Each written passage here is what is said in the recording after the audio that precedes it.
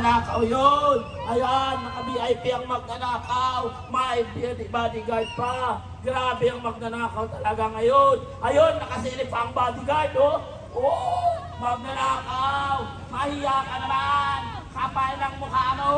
Pupera ng taong bayan yan. Ibalik mo. Oy, palabas na naman ang putang inang buhaya. Oy, putang inang buhaya, pakyo ka, gago, yawa, inutil. Etong nasa puting kotse po, palabas na po ang isang napakalaking buhayang gago. Yan po, yan, buhaya, buhaya, buhaya ang putang ina. Buhaya ang putang ina. Ang plate number niya, 1376, putang inang kurakot yan. Gago! Palabas na naman po ang isang kurakot na buhayang buwisit. Ang gaganda ng kotse nila. Halatang halata na galing sa buwis ng taong bayan. Ayan po, palabas na po isang buhaya. Palabas at papasok ang mga buhayan to. Humahakot ng pera ng taong bayan. Mga buhaya, malalaki ang mga tiyan, malalaki ang bulsa. Toyota, naka-Toyota ang buhaya. Naka-Toyota ang buhaya. Meron pang buhaya doon. Ang daming buhaya yan. Palabas ang buhaya. Mga buhayang buwisit, mga gago yan. Naka-Toyota ang buhayang kurakot na inutil na hinayupak. Yan. Kung matapang kayo mga kongresista, lumabas kayo dito. Magrambulan tayo dito, mga putang ina. Ito na ako ngayon, congressman. Huwag lang kayong mag-sniper. Baka matamaan ako dito. Kawawa naman ako. Wala na magsasalita akong mabaril ako. Yan. Yung mga polis dyan, ingatan nyo dyan, baka kagating kayo ng mga buhaya. Yung mga barya nyo sa bulsa, ilagay nyo sa bag, baka pati yung mga barya kainin ng mga congressman na pinoprotektahan ninyo. Kaya itong mga putang inang buhayang ito, lumabas kayo dyan, magrambulan tayo! Mga putang inang buhayang kurakot na politiko, lahat ng driver, tricycle driver na ayaw na sa korupsyon, magsilbato na kayo! Silbato! Magbusina naman kayo dyan kung ayaw na sa korupsyon. Busina! Busina! Busina kontra korupsyon ng mga hampas lupang nayupag na inanutil ng mga congressman na yan. Yan! Palabas na naman po ang mga buhayang putang ina. Yan po, buhaya yan, buhaya. Tandaan niyo mga kotse nila. Yan, buhaya. Hoy, pakyo putang ina mo, buhaya. Buhaya yan. Eto ka oh. Meron ka pa nalalaman papayabay dyan, putang ina mong buhaya ka. Eto, buhaya rin ito. Buhaya rin yan, buhaya yan. Yan, gaganda ng mga kotse nila. 1131, buhaya yan. Tama yan, silbato. Busina kontra korupsyon. Palabas at papasok ang mga putang inang to ng mga buhaya. Nagpapahirap na sa taong bayan. Mga taga-batasan, halina kayo rito. At tayo ang gumawa ng batas para sa korupsyon. Mga estudyante, lumabas na kayo dyan sa school ninyo. Yon, pumasok na naman ang mga buhaya, oh. Pumasok na naman ang mga buhaya. Ilang bilyon na naman. Oy, mga pulis, umalis na kayo dyan. Ang init na ng araw. Mangingitim kayo dyan. Sige, kaiwan ka ng jowa mo.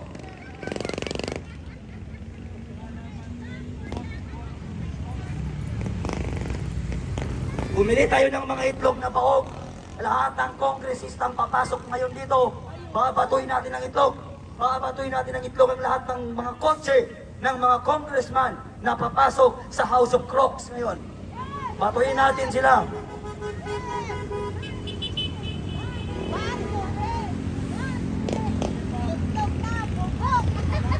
Halina kayo rito. Pasok na kayo dito. May papalabas na naman pong buhaya mga kababayan. Pagmasdan po natin ang isang kotse ng buhayang putang inang congressman na galing sa House of Crocs! Madlang people! Eto na po siya! Nakatama raw ang buhaya! Nakatama raw ang buhaya! 3335! Isang buhaya naman po ang palabas mga kababayan. Pagmasdan po natin, tignan po natin ang kotse, ang sasakyan ng isang buhayang palabas! Lugaw lang, okay na? Yung 1 million na budget ng Sangguniang Kabataan, SK, saan mo pinunta? Ang palugaw lang ba? Hanggang kondom lang ba?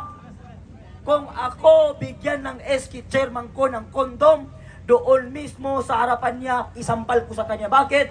Tinuturuan niya ang mga kabataan ng kalandian eh. Utangin ng SK yan. Diba? Kaya mula SK, papunta sa Malacanang, kurakot yan.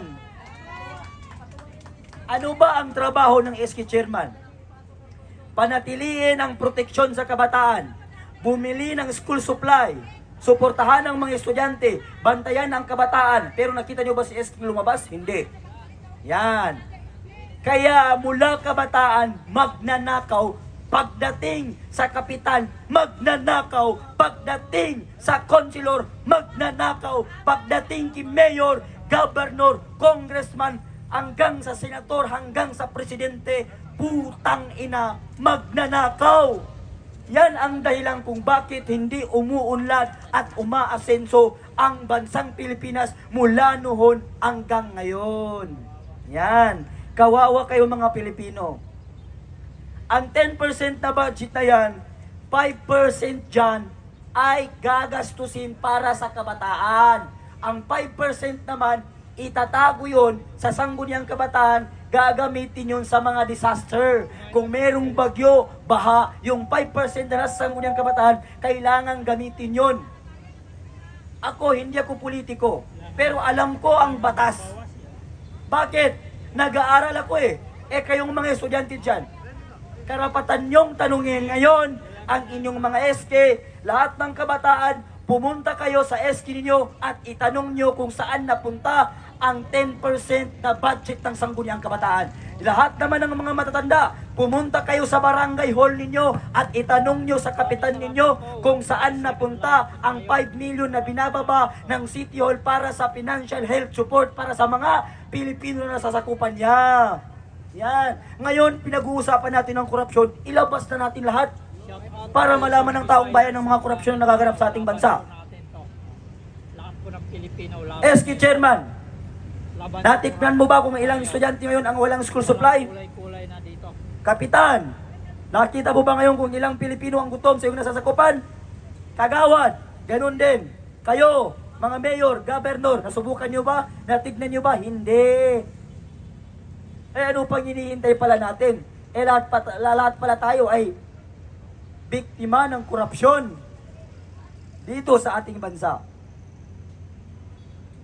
Mr. Chair, please, pahingi ng isang speaker. Pagod na ang taong bayan sa korupsyon dito sa ating bansa.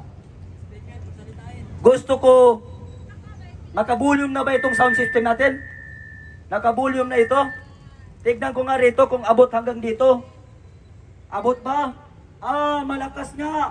Oy, palabas na naman ang putang inang buhaya. Oy, putang inang buhaya, pakyo ka, gago, yawa, inutil. Etong nasa puting kotse po, palabas na po ang isang napakalaking buhayang gago. Yan po, yan, buhaya, buhaya, buhaya, ang putang ina. Ito po yung reforma.